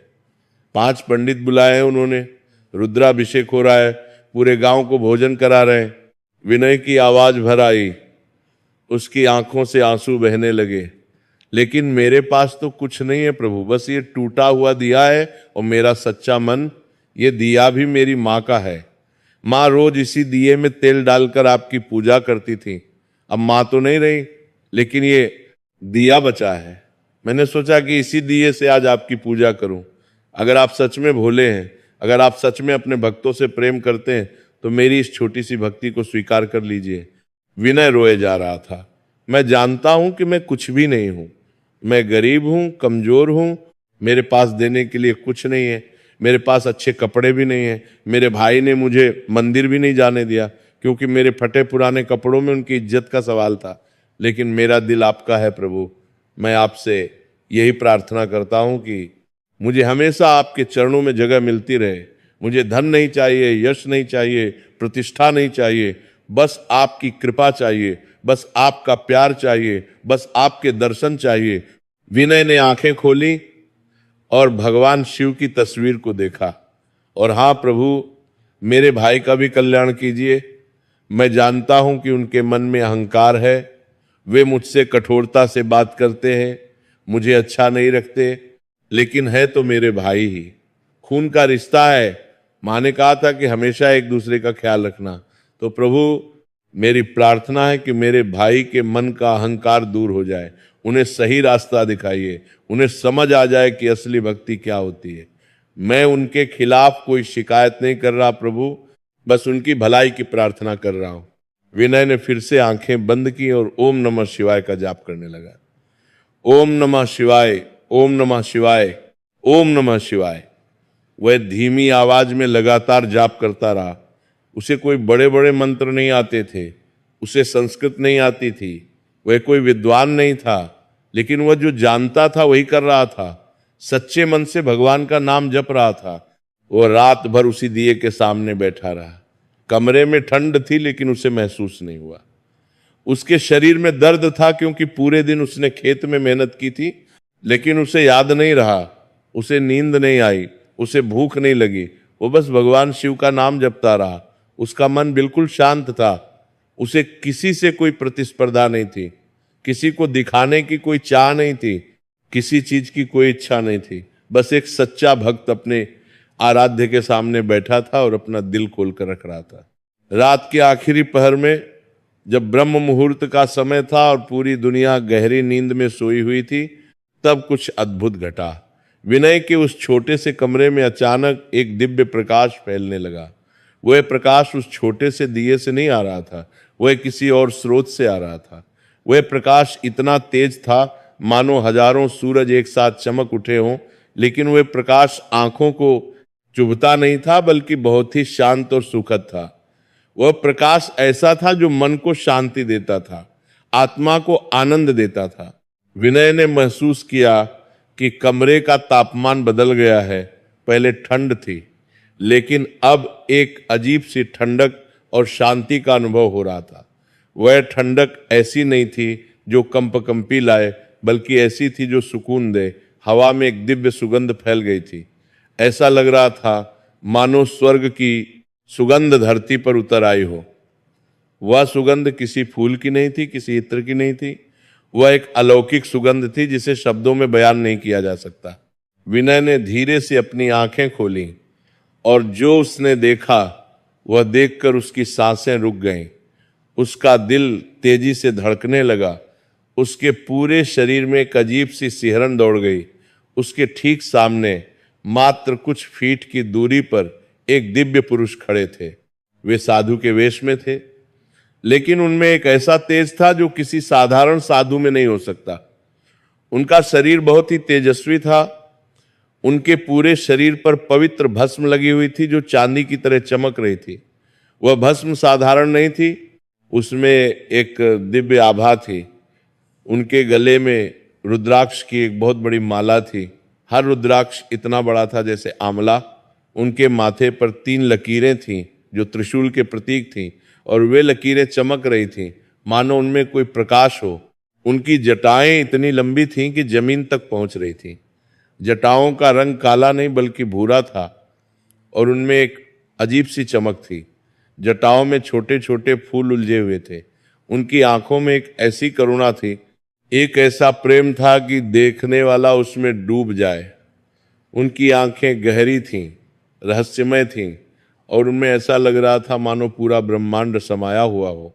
उनके एक हाथ में एक छोटा सा डमरू था जिस पर सोने की नक्काशी थी। दूसरे हाथ में एक त्रिशूल था जो इतना चमकीला था कि देखना मुश्किल था। उनके शरीर पर एक बाघ की खाल लिपटी हुई थी। उनके पीछे एक दिव्य प्रभा मंडल था जो लगातार बदल रहा था, कभी नीला, कभी सफेद, कभी सुनहरा। विनय पूरी तरह से स्तब्ध रह गया। उसकी समझ में नहीं आ रहा था कि क्या हो रहा है, ये कौन है, इतनी रात को कोई उसके कमरे में कैसे आ गया, और ये दिव्य प्रकाश कहाँ से आ रहा है। दरवाजा तो बंद था, खिड़की भी बंद थी, फिर ये कैसे अंदर आए। उसने घबरा कर पूछा, आप कौन है? इतनी रात को यहाँ कैसे आ गए? मेरे कमरे में ये प्रकाश कैसे है? आप कोई चोर तो नहीं है? विनय का दिल जोर जोर से धड़क रहा था, लेकिन अजीब बात यह थी कि उसे डर नहीं लग रहा था, बल्कि एक अजीब सी शांति महसूस हो रही थी। उस दिव्य पुरुष ने मुस्कुराते हुए कहा। उनकी मुस्कान इतनी मधुर थी, इतनी प्रेमपूर्ण थी कि विनय का सारा भय दूर हो गया। उनकी आवाज बहुत गहरी थी, लेकिन साथ ही बहुत कोमल भी। उनकी आवाज ऐसी थी मानो हजारों नदियां एक साथ बह रही हों। विनय, घबराओ मत, मैं तुम्हारा दुश्मन नहीं हूं, मैं कोई चोर नहीं हूं, मैं तुम्हारी भक्ति से बहुत प्रसन्न हूं, और इसीलिए मैं तुम्हारे पास आया हूं। तुमने आज जो भक्ति की है, तुमने आज जो प्रेम से मुझे पुकारा है, वह सच्ची भक्ति है। उस भक्ति में कोई स्वार्थ नहीं था, कोई लालच नहीं था, कोई दिखावा नहीं था। तुम्हारा मन एकदम साफ था, एकदम शुद्ध था। तुमने मुझे अपने हृदय से पुकारा और मैं आ गया, क्योंकि मैं भोला हूं और मैं अपने भक्तों को कभी निराश नहीं करता। जो मुझे सच्चे मन से पुकारता है, मैं उसके पास जरूर आता हूं। विनय को अभी भी कुछ समझ नहीं आ रहा था। उसने फिर से पूछा, लेकिन महाराज, आप हैं कौन? आपका नाम क्या है? कृपया मुझे बताइए। और आप इतनी रात को यहां क्यों आए हैं? क्या आपको कुछ चाहिए? अगर आपको खाना चाहिए तो मेरे पास ज्यादा नहीं है, लेकिन जो है वो मैं दे दूंगा। उस दिव्य पुरुष ने फिर से मुस्कुराते हुए कहा, विनय, मैं वही हूं जिसे तुम हर रोज पुकारते हो। मैं वही हूं जिसकी तस्वीर के सामने तुम ये टूटा हुआ दिया जलाते हो। मैं वही हूं जिसका नाम तुम रात भर जपते रहे। मैं तुम्हारा शिव हूं, तुम्हारा भोलेनाथ हूं, तुम्हारा महादेव हूं, तुम्हारा शंकर हूं। मैं वही हूं जो तीनों लोकों का स्वामी हूं, जो महाकाल हूं, जो नीलकंठ हूं। मैं तुम्हारे पास इसलिए आया हूं क्योंकि तुमने मुझे अपने दिल से बुलाया। ये सुनते ही विनय की आंखों से आंसुओं की धारा बह निकली। उसे विश्वास नहीं हो रहा था कि भगवान शिव, जो तीनों लोकों के स्वामी हैं, जो महाकाल हैं, जो सृष्टि के रचयिता हैं, वे स्वयं उसके इस छोटे से कमरे में खड़े हैं। वे भगवान शिव, जिनकी कैलाश पर्वत पर गद्दी है, जिनका वाहन नंदी है, जिनके गले में सर्प विराजमान है, वे स्वयं उसके सामने हैं। विनय तुरंत उठा, उसके पैर कांप रहे थे। वो भगवान शिव के चरणों में गिर गया। वो साष्टांग प्रणाम करते हुए जमीन पर लेट गया। उसका पूरा शरीर जमीन को छू रहा था। वो रोते हुए बोला, प्रभु, ये कैसे संभव है? मैं तो बहुत छोटा हूँ, बहुत तुच्छ हूँ, बहुत साधारण हूँ। मैंने तो आपको कुछ दिया भी नहीं। मेरे पास ना धन है, ना वैभव, ना कोई बड़ा चढ़ावा। बस एक टूटा हुआ दिया था जो मैंने जलाया, और आप आप जैसे महान भगवान, आप जैसे दयालु प्रभु, आप मेरे जैसे गरीब और साधारण प्राणी के पास आ गए। ये मेरा सौभाग्य है या मैं कोई सपना देख रहा हूं? कृपया मुझे चिकोटी काट कर जगा दीजिए। अगर ये सपना है। भगवान शिव ने बड़े प्यार से विनय को उठाया। उन्होंने अपने दोनों हाथों से विनय के कंधे पकड़े और उसे खड़ा किया। उन्होंने अपने हाथ से विनय के आंसू पोंछे। उनका स्पर्श इतना कोमल था, इतना प्रेमपूर्ण था कि विनय को लगा जैसे उसकी मां उसे छू रही हो। भगवान शिव ने कहा, बेटा विनय, तुम अपने आप को छोटा मत समझो। मेरे लिए कोई छोटा या बड़ा नहीं है। मेरे लिए राजा और रंक समान है। मेरे लिए अमीर और गरीब एक समान है। मेरे लिए सबसे बड़ा धन है सच्चा प्रेम और शुद्ध मन, और तुम्हारे पास ये दोनों है। तुम्हारे भाई देवांश ने आज मंदिर में बहुत बड़ी पूजा की है। उन्होंने सोना चांदी चढ़ाया है, 5 पंडितों को बुलाया है, रुद्राभिषेक करवाया है, पूरे गांव को भोजन कराया है। पूरा गांव उनकी तारीफ कर रहा है। लोग कह रहे हैं कि देवांश बहुत बड़ा भक्त है। भगवान शिव ने विराम लिया और फिर कहा, लेकिन मैं मन देखता हूं विनय, मैं दिल देखता हूं, और देवांश के मन में अहंकार है। उन्होंने ये सब इसलिए नहीं किया कि उन्हें मुझसे सच्चा प्रेम है, बल्कि इसलिए किया ताकि लोग उनकी तारीफ करें, ताकि समाज में उनका नाम हो, ताकि वे अपने आप को बड़ा भक्त साबित कर सकें। उनकी भक्ति दिखावे की भक्ति है। उन्होंने मुझसे प्रेम नहीं किया। उन्होंने तो बस एक सौदा किया है, मैं तुम्हें इतना दूंगा तो तुम मुझे इतना दो। ये भक्ति नहीं है, ये व्यापार है। लेकिन तुमने जो एक टूटा हुआ दिया जलाया है, वो मेरे लिए उन हजारों सोने के दियों से भी बड़ा है, क्योंकि वह दिया तुम्हारे सच्चे प्रेम से, तुम्हारे शुद्ध मन से जला है। तुमने कोई शर्त नहीं रखी, तुमने मुझसे कुछ नहीं मांगा, तुमने बस प्रेम किया। यही सच्ची भक्ति है। मुझे सोने चांदी की जरूरत नहीं है विनय, मुझे 5 पंडितों की जरूरत नहीं है, मुझे भव्य रुद्राभिषेक की जरूरत नहीं है। मुझे तो बस सच्चे दिल की जरूरत है, और वह तुम्हारे पास है। विनय रोए जा रहा था, उसे अपनी किस्मत पर यकीन नहीं हो रहा था। भगवान शिव ने आगे कहा, विनय, और जो बात मुझे सबसे ज्यादा अच्छी लगी, जो बात मुझे सबसे ज्यादा प्रभावित की, वह यह है कि तुमने अपने लिए कुछ नहीं मांगा। तुम्हारे भाई ने तुम्हारे साथ इतना बुरा व्यवहार किया है। उन्होंने तुम्हें अच्छा खाना नहीं दिया, अच्छे कपड़े नहीं दिए, तुम्हें संपत्ति में हिस्सा नहीं दिया, तुम्हें मंदिर तक नहीं जाने दिया, तुम्हें घर पर रखवाली करने को कहा जैसे तुम कोई नौकर हो। फिर भी तुमने मुझसे अपने भाई के कल्याण की प्रार्थना की। तुमने कहा कि मेरे भाई का अहंकार दूर हो जाए, उन्हें सही रास्ता मिल जाए। यह निस्वार्थ भाव, यह शुद्ध प्रेम, यह क्षमाशीलता, यही असली भक्ति है। यही मुझे पसंद है। मैं तुमसे बहुत प्रसन्न हूं, बहुत खुश हूं। भगवान शिव ने कहा, विनय, मैं तुम्हें एक वरदान देना चाहता हूं। आज महाशिवरात्रि की रात है। ये वह रात है जब मैं अपने भक्तों की हर मनोकामना पूरी करता हूं। मांगो, तुम्हें क्या चाहिए। मैं तुम्हें धन दे सकता हूं, यश दे सकता हूं, संपत्ति दे सकता हूं, लंबी उम्र दे सकता हूं, स्वास्थ्य दे सकता हूं, मैं तुम्हें राज्य दे सकता हूं, मैं तुम्हें विद्या दे सकता हूं, मैं तुम्हें विद्या दे सकता हूं, मैं तुम्हें कोई भी शक्ति दे सकता हूं। जो भी तुम्हारा मन करे वो मांग लो। आज महाशिवरात्रि की रात है, और इस रात को मांगा गया वरदान कभी खाली नहीं जाता। मैं वचन देता हूं कि तुम जो भी मांगोगे वो मैं तुम्हें दूंगा। विनय ने हाथ जोड़कर आंखों में आंसू भरकर कहा, प्रभु, मुझे कुछ नहीं चाहिए, वाकई कुछ नहीं चाहिए। मेरे लिए तो यही बहुत है, यही काफी है, यही पर्याप्त है कि आपने मुझे अपने दर्शन दिए। आज मैं धन्य हो गया, आज मेरा जीवन सफल हो गया, आज मेरा जन्म सार्थक हो गया। मुझे न धन चाहिए, न संपत्ति, न यश, न प्रतिष्ठा, न राज्य, न शक्ति। बस इतना चाहता हूं कि मैं हमेशा आपके चरणों में बना रहूं। मेरा मन हमेशा आपके प्रति समर्पित रहे, मैं कभी आपको भूलूं नहीं। मेरी हर सांस में आपका नाम हो, मेरे हर विचार में आप हो, मेरे हर काम में आपका आशीर्वाद हो, मेरे हर काम में आपका आशीर्वाद हो। मार के टुपरसी में पास में, मार की तरफ से, मेरे मार की तरफ से आपकी तरफ रहे, मार की तरफ से आपके तरफसी में मार। और हाँ प्रभु, विनय ने जारी रखा, अगर आप कुछ देना ही चाहते हैं, अगर आप वरदान देना ही चाहते हैं, तो मेरे भाई को सही रास्ता दिखा दीजिए। उनके मन में जो अहंकार है, जो लालच है, जो दिखावा है वह सब दूर हो जाए, उन्हें समझ आ जाए कि असली भक्ति क्या होती है, उन्हें पता चल जाए कि आप दिल देखते हो, दिखावा नहीं। वे भले ही मुझसे कठोरता से बात करते, मुझे अच्छा नहीं रखते, लेकिन है तो मेरे भाई, खून का रिश्ता है। मेरी माँ ने कहा था कि हमेशा एक दूसरे का ख्याल रखना, तो प्रभु मेरे लिए कुछ नहीं, बस मेरे भाई का कल्याण कर दीजिए, यही मेरी एकमात्र इच्छा है। भगवान शिव की आंखों में आंसू आ गए, महाकाल की आंखों में आंसू, वे आंसू खुशी के थे, प्रेम के थे। उन्होंने कहा, विनय तुम सच में एक महान भक्त हो, तुम्हारा ये निस्वार्थ भाव, तुम्हारी ये क्षमाशीलता, तुम्हारा ये शुद्ध प्रेम मुझे बहुत पसंद आया। तुमने अपने लिए कुछ नहीं मांगा, अपने भाई के लिए मांगा।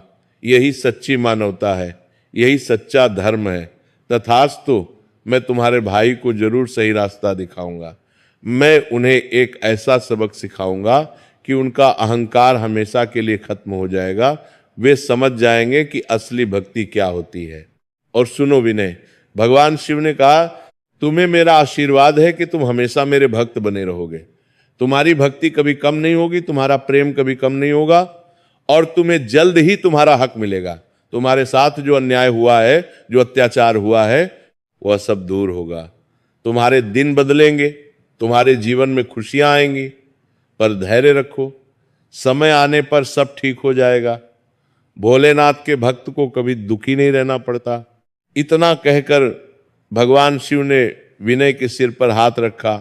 उनका हाथ बहुत ठंडा था, लेकिन उसमें एक अजीब सी ऊर्जा थी। विनय को लगा कि उसके पूरे शरीर में एक दिव्य ऊर्जा दौड़ गई है। एक अद्भुत शांति और आनंद का अनुभव हो रहा था। ऐसा लग रहा था मानो उसके सारे दुख, सारे कष्ट, सारी थकान दूर हो गई हो, एक नई ऊर्जा, एक नया जीवन मिल गया हो। भगवान शिव धीरे धीरे अंतर ध्यान होने लगे। वह दिव्य प्रकाश कम होने लगा, उनकी आकृति धुंधली होने लगी, और कुछ ही क्षणों में सब कुछ सामान्य हो गया। वह दिव्य प्रकाश चला गया, वह दिव्य सुगंध धीरे धीरे कम होने लगी, लेकिन विनय के कमरे में अभी भी वह दिव्य सुगंध की हल्की सी महक बाकी थी। वह टूटा हुआ दिया अभी भी जल रहा था। विनय वहीं जमीन पर बैठ गया। उसके पैरों में ताकत नहीं थी। उसे लग रहा था कि यह सब एक सपना था, लेकिन उसके दिल में जो आनंद था, उसके मन में जो शांति थी, वो बता रही थी कि यह सपना नहीं बल्कि सच था। भगवान शिव सच में उसके पास आए थे। भोलेनाथ ने सच में उसे दर्शन दिए थे। वो रोए जा रहा था, खुशी के आंसू थे। वो बार बार कह रहा था, धन्य हो गया, धन्य हो गया, धन्य हो गया।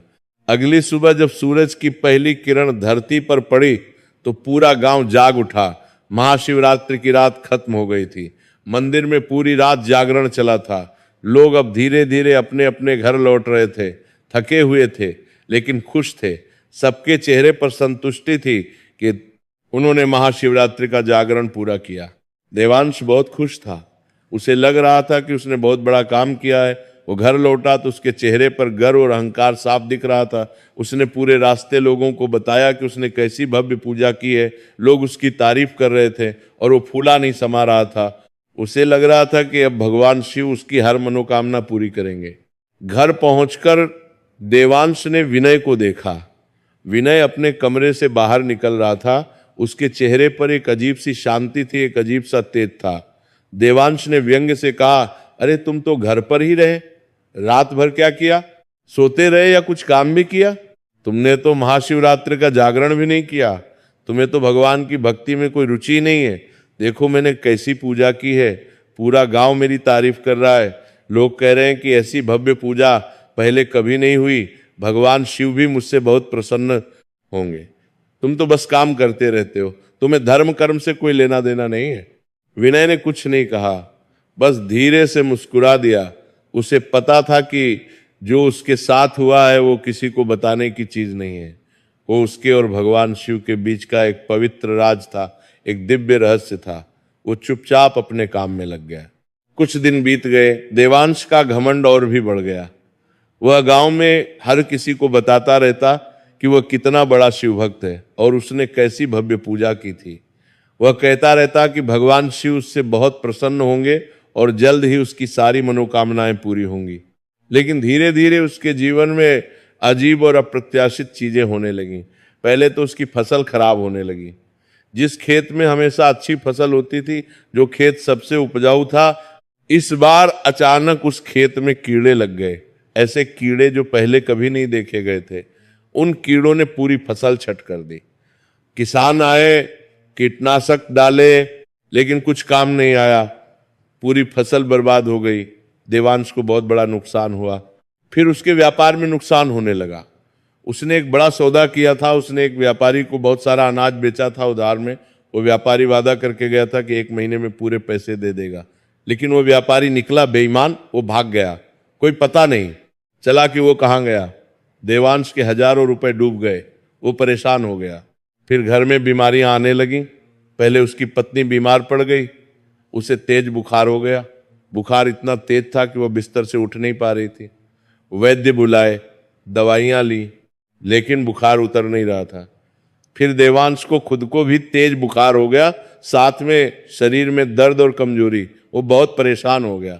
देवांश बहुत परेशान हो गया। उसे समझ नहीं आ रहा था कि ये सब क्यों हो रहा है। उसने सोचा, मैंने तो इतनी बड़ी पूजा की थी, मैंने भगवान शिव को इतना कुछ चढ़ाया था, फिर ये सब क्यों हो रहा है? क्या भगवान शिव मुझसे नाराज हो गए? लेकिन क्यों? मैंने तो कुछ गलत नहीं किया। उसने सोचा कि शायद किसी ने उस पर नजर लगा दी है या कोई उसके खिलाफ जादू टोना कर रहा है। उसने कई तांत्रिकों को बुलाया। तांत्रिकों ने कई तरह के अनुष्ठान किए, मंत्र पढ़े, ताबीज दिए, लेकिन कोई फायदा नहीं हुआ। उसने कई पंडितों से पूछा। पंडितों ने कई तरह के उपाय बताए। दान करो, हवन करो, मंदिर में घंटा चढ़ाओ। देवांश ने सब कुछ किया, लेकिन उसकी समस्याएं कम होने की बजाय बढ़ती जा रही थी। एक दिन वही बाबा त्रिलोकनाथ फिर से उसके घर के सामने से गुजर रहे थे। देवांश ने उन्हें देखा तो एक आशा की किरण जगी। उसने सोचा कि शायद बाबा कुछ समाधान बता सके। देवांश ने दौड़कर बाबा के पैर छुए और बोला, बाबा, मेरे साथ बहुत बुरा हो रहा है। मेरी फसल बर्बाद हो गई, मेरा व्यापार डूब गया, घर में बीमारियां आ गई हैं। मैं समझ नहीं पा रहा कि ये सब क्यों हो रहा है। मैंने तो भगवान शिव की इतनी बड़ी पूजा की थी, पूरे गांव को भोजन कराया था, इतना पैसा खर्च किया था, फिर भी मुझे इतने कष्ट क्यों आ रहे हैं? बाबा, कृपया मुझे बताइए कि मैं क्या करूं। बाबा त्रिलोकनाथ ने गहरी सांस ली। उन्होंने देवांश की आंखों में देखा। उनकी आंखों में करुणा थी, लेकिन साथ ही सत्य की कठोरता भी। उन्होंने कहा, बेटा देवांश, भगवान शिव तुम्हें एक सबक सिखा रहे हैं। ये कोई सजा नहीं है, ये एक सीख है। तुमने भक्ति को एक प्रदर्शन बना दिया है, एक दिखावा बना दिया है, एक सौदा बना दिया है। तुम्हारे मन में अहंकार है, लालच है, स्वार्थ है। तुम भगवान से प्रेम नहीं करते। तुम तो बस लोगों की तारीफ चाहते हो। तुमने अपने छोटे भाई के साथ बहुत बुरा किया है। जब तक तुम ये सब नहीं छोड़ोगे, जब तक तुम्हारा मन शुद्ध नहीं होगा, तब तक तुम्हारे कष्ट दूर नहीं होंगे। देवांश को यह बात सुनकर बहुत बुरा लगा। उसने गुस्से में कहा, बाबा, ये आप क्या कह रहे हैं? मैंने तो इतनी बड़ी पूजा की है, इतना दान किया है, सोना चांदी चढ़ाया है, 5 पंडित बुलाए थे, रुद्राभिषेक करवाया था, पूरे गांव को खाना खिलाया था, फिर भी मुझे कष्ट क्यों हो रहे हैं? और मेरे भाई ने तो कुछ नहीं किया, वो तो घर पर ही सोता रहा। उसने न कोई पूजा की, न कोई दान किया, फिर भी वो तो बिल्कुल ठीक है, उसे कोई परेशानी नहीं है। ये कैसा न्याय है? ये कैसा भगवान है जो सच्चे भक्त को कष्ट देता है और जो भक्ति नहीं करता उसे सुखी रखता है? बाबा ने शांति से लेकिन दृढ़ता से कहा, देवांश, तुमने सोना चांदी चढ़ाया, ये सच है, लेकिन तुमने ये सब अपने अहंकार के लिए किया, भगवान के प्रेम के लिए नहीं। तुम्हारी भक्ति में दिखावा था, प्रेम नहीं। तुम्हारी पूजा में स्वार्थ था, समर्पण नहीं। तुम्हारे भाई ने भले ही कुछ नहीं चढ़ाया, लेकिन उसका मन साफ है, उसके दिल में सच्चा प्रेम है। भगवान शिव मन देखते हैं, चढ़ावा नहीं। भगवान दिल देखते हैं, दिखावा नहीं। तुम अपने भाई को देखो, बाबा ने जारी रखा, उसके पास कुछ भी नहीं है, फिर भी वो कितना खुश है, कितना शांत है। उसके जीवन में शांति है क्योंकि उसका मन शुद्ध है। और तुम्हारे पास सब कुछ है, फिर भी तुम परेशान हो क्योंकि तुम्हारा मन अशुद्ध है। धन से खुशी नहीं मिलती, मन की शुद्धता से मिलती है। यश से शांति नहीं मिलती, प्रेम से मिलती है। जब तक तुम अपने अहंकार को नहीं छोड़ोगे, जब तक तुम सच्ची भक्ति नहीं करोगे, तब तक तुम्हें शांति नहीं मिलेगी। देवांश को ये बात बहुत चुभ गई। उसने बाबा को जल्दी से जाने को कह दिया, लेकिन बाबा की बात उसके दिमाग में घूमती रही। पूरा दिन वो सोचता रहा, रात को भी नींद नहीं आई। वो बार बार यही सोच रहा था कि क्या सच में उसकी भक्ति में कोई कमी है, क्या सच में वो गलत रास्ते पर है। उस रात देवांश को नींद नहीं आई। वो बार बार करवट बदलता रहा। उसके मन में कई सवाल उठ रहे थे। आधी रात के समय उसकी नींद खुल गई। वह उठा और पानी पीने के लिए बाहर गया। तभी उसने देखा कि विनय के कमरे से हल्की रोशनी आ रही है। उसे लगा कि शायद विनय अभी तक जग रहा है। वो चुपके से उठा और विनय के कमरे की ओर गया। उसने दरवाजे की दरार से अंदर झांका और जो उसने देखा वो देखकर उसका दिल पिघल गया। विनय अपने उसी टूटे हुए दिए के सामने बैठा था और बड़े प्रेम से भगवान शिव से बातें कर रहा था। उसकी आंखें बंद थीं और चेहरे पर एक अद्भुत शांति थी। वह कह रहा था, हे भोलेनाथ, मेरे भाई को सही रास्ता दिखाइए, उनके मन का अहंकार दूर कीजिए, उन्हें समझ आ जाए कि असली भक्ति क्या होती है। मुझे कुछ नहीं चाहिए प्रभु, बस मेरे भाई का कल्याण हो जाए। वे मेरे साथ चाहे कैसा भी व्यवहार करें, पर हैं तो मेरे भाई। माँ ने कहा था कि हमेशा एक दूसरे का ख्याल रखना। मैं अपने वादे को पूरा कर रहा हूं माँ। ये सुनकर देवांश की आंखें भर आईं। उसे पहली बार एहसास हुआ कि असली भक्त कौन है। जिस भाई के साथ उसने इतना बुरा व्यवहार किया, जिसे उसने अच्छा खाना नहीं दिया, अच्छे कपड़े नहीं दिए, जिसे उसने संपत्ति में हिस्सा नहीं दिया, जिसे उसने मंदिर तक नहीं जाने दिया, वही भाई आज रात भर उसके लिए भगवान से प्रार्थना कर रहा है। देवांश वहीं दरवाजे के पास जमीन पर बैठ गया। उसे अपनी सारी गलतियां याद आने लगीं। उसे लगा कि उसने अपनी पूरी जिंदगी दिखावे में, अहंकार में और स्वार्थ में बिता दी। उसने कभी सच्चे मन से भगवान को नहीं पुकारा। उसने हमेशा भगवान से कुछ न कुछ मांगा। उसने कभी निस्वार्थ भाव से प्रेम नहीं किया। और सबसे बड़ी गलती यह है कि उसने अपने छोटे भाई के साथ बहुत बुरा किया, जो उसे बेहद प्यार करता था। देवांश वहीं बैठा रोने लगा। उसे अपनी सारी गलतियों का एहसास हो गया। अगली सुबह जब सूरज निकला तो देवांश बहुत शर्मिंदा था। उसकी आंखें सूजी हुई थीं। वह विनय के पास गया। विनय खेत जाने की तैयारी कर रहा था। देवांश ने उसके पैर छुए और रोते हुए कहा, विनय, मुझे माफ कर दो भाई, मुझे माफ कर दो। मैंने तुम्हारे साथ बहुत गलत किया। मैंने तुम्हें अच्छा नहीं रखा। मैं अपने घमंड में, अपने अहंकार में अंधा हो गया था। मुझे लगता था कि मैं बहुत बड़ा भक्त हूं, लेकिन असली भक्त तो तुम हो। मैंने बड़ी बड़ी पूजा की, लेकिन मेरा मन खाली था। तुमने बस एक दिया जलाया, लेकिन तुम्हारा मन भगवान के प्रेम से भरा हुआ था। मुझे माफ कर दो भाई। विनय ने तुरंत उसे उठाया और गले लगा लिया। उसकी आंखों में भी आंसू थे। उसने कहा, भैया, आप ऐसा मत कहिए। आप मेरे बड़े भाई हैं। ये सब तो भोलेनाथ की कृपा है। उन्होंने आपको सही रास्ता दिखाया है। अब सब ठीक हो जाएगा। हम फिर से माँ की तरह साथ रहेंगे, एक परिवार की तरह। दोनों भाई एक दूसरे से लिपट कर रोने लगे। उस दिन के बाद देवांश पूरी तरह से बदल गया। उसने अपना सारा दिखावा छोड़ दिया। अब वो चुपचाप भक्ति करता। उसने विनय के साथ बहुत अच्छा व्यवहार करना शुरू किया। उसने घर की संपत्ति को बराबर बांट दिया। उसने विनय को वह सम्मान दिया जो उसका हक था। धीरे धीरे उसके सारे कष्ट दूर होने लगे। उसकी अगली फसल बहुत अच्छी हुई। उसका व्यापार फिर से चलने लगा। घर में सुख शांति लौट आई। उसकी पत्नी और वह खुद भी स्वस्थ हो गए।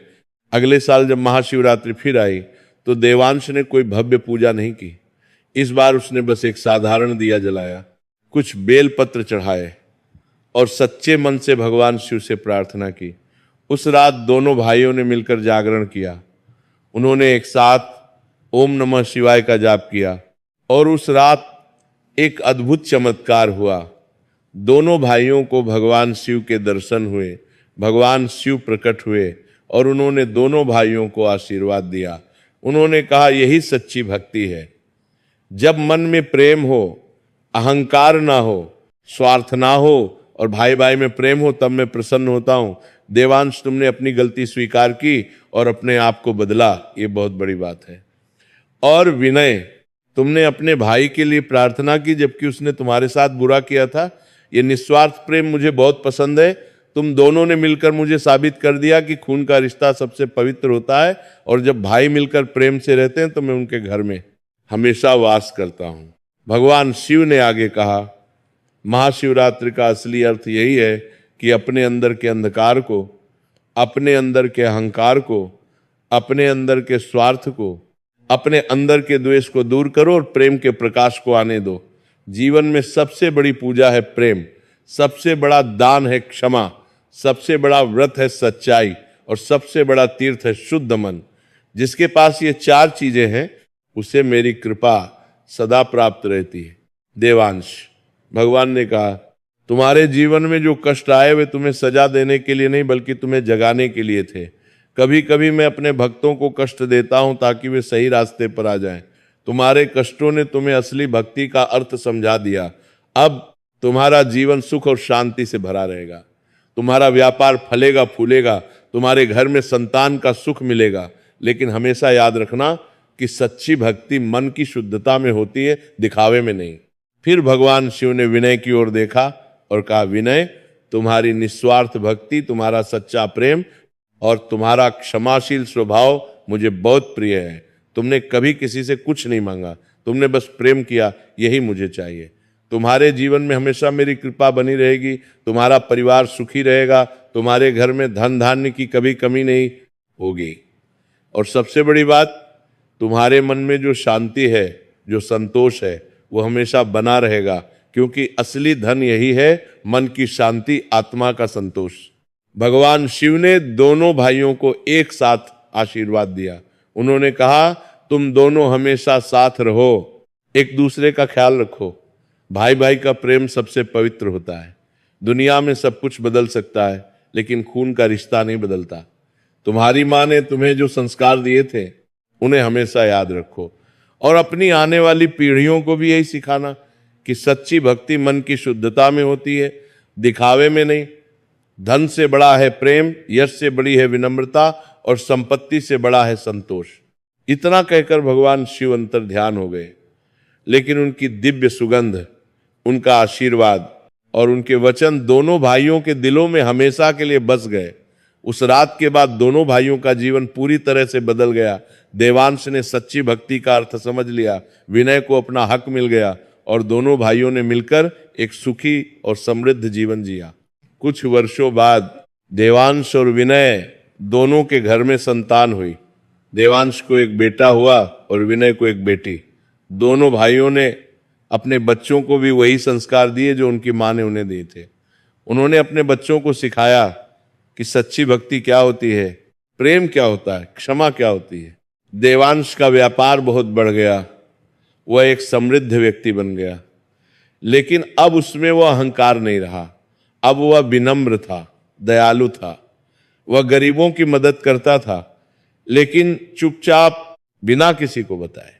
वह मंदिर में दान देता था, लेकिन इसलिए नहीं कि लोग उसकी तारीफ करें, बल्कि इसलिए कि उसके दिल में सच में भगवान के प्रति प्रेम था। विनय भी बहुत खुश था, उसके पास भी अब अच्छी संपत्ति थी, अच्छा घर था, अच्छे कपड़े थे, लेकिन उसमें कोई बदलाव नहीं आया। वो वैसा ही सरल, वैसा ही विनम्र और वैसा ही प्रेमपूर्ण रहा। वह रोज सुबह उठकर भगवान शिव की पूजा करता था। वह अभी भी उसी टूटे हुए दिए में तेल डालता था और उसे जलाता था, क्योंकि वह दिया उसके लिए सिर्फ एक दिया नहीं था, वह उसकी माँ की निशानी था, और वह रात की याद था जब भगवान शिव ने उसे दर्शन दिए थे। दोनों भाइयों ने मिलकर गांव में एक छोटा सा स्कूल खोला, जहां गरीब बच्चे मुफ्त में पढ़ सकते थे। उन्होंने एक धर्मशाला भी बनवाई जहां बाहर से आने वाले यात्री रुक सकते थे। उन्होंने गांव के शिव मंदिर की भी मरम्मत करवाई, लेकिन यह सब उन्होंने चुपचाप किया, बिना किसी शोर शराबे के, बिना किसी दिखावे के। हर साल महाशिवरात्रि आती थी और दोनों भाई मिलकर पूजा करते थे, लेकिन अब वो पूजा बहुत सरल होती थी। बस एक दिया, कुछ बेलपत्र, कुछ फूल, और सबसे महत्वपूर्ण सच्चा प्रेम और शुद्ध मन। और हर बार उन्हें लगता था कि भगवान शिव उनके साथ हैं, उनके आसपास हैं, उनके दिलों में हैं। गांव के लोग देवांश और विनय को बहुत इज्जत की नजर से देखते थे। वे कहते थे, देखो कैसे दो भाई एक दूसरे से प्रेम करते हैं, देखो कैसे वे मिलकर सबकी मदद करते हैं। देखो कैसे उन्होंने अपने जीवन को भगवान शिव के चरणों में समर्पित कर दिया है। यही सच्चे भक्त हैं। बाबा त्रिलोकनाथ कभी कभी उनके घर आते थे। वे देवांश और विनय को देखकर बहुत खुश होते थे। वे कहते थे, तुम दोनों ने सच्ची भक्ति का अर्थ समझ लिया है, तुम दोनों ने जीवन का असली उद्देश्य समझ लिया है। भगवान शिव हमेशा तुम्हारे साथ रहेंगे। समय बीतता गया, दोनों भाइयों के बच्चे बड़े हुए। उन्होंने भी अपने पिताओं से वही सीखा जो उनके दादी ने अपने बेटों को सिखाया था, सच्ची भक्ति, निस्वार्थ प्रेम और मन की शुद्धता। देवांश का बेटा और विनय की बेटी भी बहुत अच्छे संस्कारों वाले बन गए। वे भी रोज भगवान शिव की पूजा करते थे, लेकिन दिखावे के लिए नहीं, सच्चे प्रेम से। वर्षों बाद जब देवांश और विनय बूढ़े हो गए, तब एक दिन उन्होंने अपने बच्चों को पास बुलाया। उन्होंने उन्हें वो पूरी कहानी सुनाई। कैसे देवांश ने शुरू में दिखावे की भक्ति की थी, कैसे विनय ने सच्चे मन से भक्ति की थी, कैसे भगवान शिव ने उन्हें दर्शन दिए थे और कैसे देवांश ने अपनी गलती सुधारी थी। देवांश ने अपने बेटे से कहा, बेटा, मैंने अपने जीवन में एक बड़ी गलती की थी। मैंने सोचा था कि भगवान को प्रसन्न करने के लिए बड़ी बड़ी पूजा करनी पड़ती है, सोना चांदी चढ़ाना पड़ता है, लोगों को दिखाना पड़ता है कि मैं कितना बड़ा भक्त हूं। लेकिन मैं गलत था। भगवान शिव को दिखावा नहीं, दिल की सच्चाई चाहिए। तुम हमेशा याद रखना कि सच्ची भक्ति मन की शुद्धता में होती है। विनय ने अपनी बेटी से कहा, बेटी, तुम्हारी दादी ने मुझे सिखाया था कि भगवान से कभी कुछ मांगना नहीं चाहिए, बस उनसे प्रेम करना चाहिए। मैंने यही किया और भगवान ने मुझे सब कुछ दिया। तुम भी हमेशा ऐसा ही करना। भगवान से प्रेम करो, लोगों से प्रेम करो, अपने परिवार से प्रेम करो। प्रेम ही सबसे बड़ी भक्ति है। एक भक्ति है प्रेम में। दोनों बच्चों ने अपने पिताओं की बात ध्यान से सुनी और उनके पैर छुए। उन्होंने वादा किया कि वे भी अपने जीवन में सच्ची भक्ति करेंगे और अपनी आने वाली पीढ़ियों को भी यही सिखाएंगे।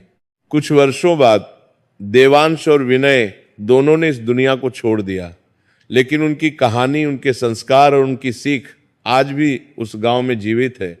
हर साल महाशिवरात्रि पर उस गांव के लोग इस कथा को सुनाते हैं और नई पीढ़ी को सिखाते हैं कि सच्ची भक्ति क्या होती है।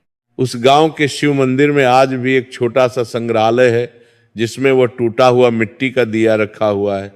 वही दिया जिसमें विनय ने तेल डालकर जलाया था और जिसे देखकर भगवान शिव प्रसन्न हुए थे। लोग उस दिए को देखने आते हैं और समझते हैं कि भगवान को बड़े बड़े चढ़ावे नहीं, सच्चे दिल की जरूरत होती है। भक्त बंधुओं, ये कथा हमें कई महत्वपूर्ण सीख देती है।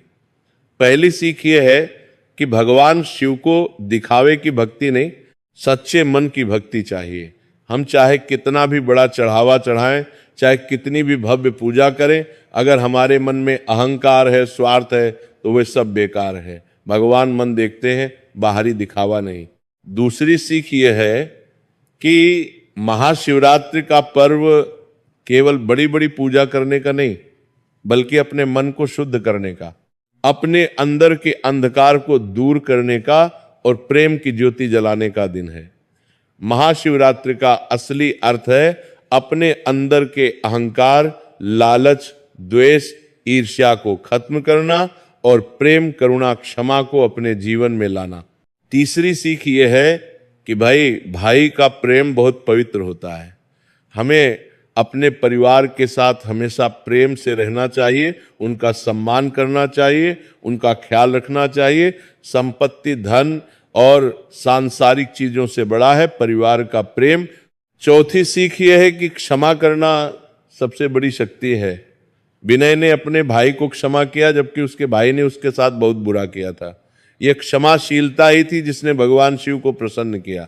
पांचवी सीख यह है कि निस्वार्थ भाव से प्रेम करना और दूसरों की भलाई की प्रार्थना करना सबसे बड़ी भक्ति है। विनय ने अपने लिए कुछ नहीं मांगा, अपने भाई के कल्याण की प्रार्थना की। यही सच्चा प्रेम है, यही सच्ची भक्ति है। छठी सीख यह है कि भगवान हमें कभी कभी कष्ट देते हैं, लेकिन वो कष्ट हमारे भले के लिए होता है। वो कष्ट हमें सही रास्ते पर लाने के लिए होता है। देवांश को जो कष्ट आए वे उसे सजा देने के लिए नहीं, बल्कि उसे जगाने के लिए थे। सातवीं सीख यह है कि गलती स्वीकार करना और अपने आप को बदलना सबसे बड़ी बहादुरी है। देवांश ने अपनी गलती स्वीकार की और अपने आप को बदल लिया। यही उसकी असली शक्ति थी। 8वीं सीख यह है कि सच्ची संपत्ति धन में नहीं, मन की शांति में होती है। विनय के पास कुछ नहीं था, फिर भी वो खुश था क्योंकि उसके मन में शांति थी। देवांश के पास सब कुछ था, फिर भी वो परेशान था क्योंकि उसके मन में अशांति थी। 9वीं सीख यह है कि छोटी छोटी चीजों में भी भगवान होते हैं। वो टूटा हुआ दिया, वो साधारण तेल, लेकिन जब उसे सच्चे प्रेम से जलाया गया तो भगवान शिव प्रसन्न हो गए। हमें बड़ी बड़ी चीजों की जरूरत नहीं, बस सच्चे मन की जरूरत है। 10वीं और सबसे महत्वपूर्ण सीख यह है कि भगवान शिव भोले हैं, दयालु हैं और अपने भक्तों से बहुत प्रेम करते हैं। जो भक्त उन्हें सच्चे मन से पुकारता है वे उसके पास जरूर आते हैं, चाहे वह कितना भी गरीब हो, कितना भी साधारण हो। अगर उसका मन साफ है तो भगवान शिव उसके हैं। इस महाशिवरात्रि के पावन दिन पर हम सब ये संकल्प लें कि हम अपने मन को शुद्ध रखेंगे, अहंकार को त्यागेंगे, दिखावे से दूर रहेंगे और सच्चे प्रेम से भोलेनाथ की भक्ति करेंगे। हम अपने परिवार के साथ प्रेम से रहेंगे, दूसरों को क्षमा करेंगे और निस्वार्थ भाव से सबकी भलाई की प्रार्थना करेंगे। याद रखिए, भगवान शिव को सोना चांदी नहीं, आपका सच्चा प्रेम चाहिए। उन्हें बड़ी बड़ी पूजा नहीं, आपका शुद्ध मन चाहिए। उन्हें दिखावा नहीं, आपकी सच्चाई चाहिए। एक छोटा सा दिया भी काफी है अगर वो सच्चे प्रेम से जलाया गया हो। एक छोटी सी प्रार्थना भी काफी है अगर वो सच्चे दिल से की गई हो।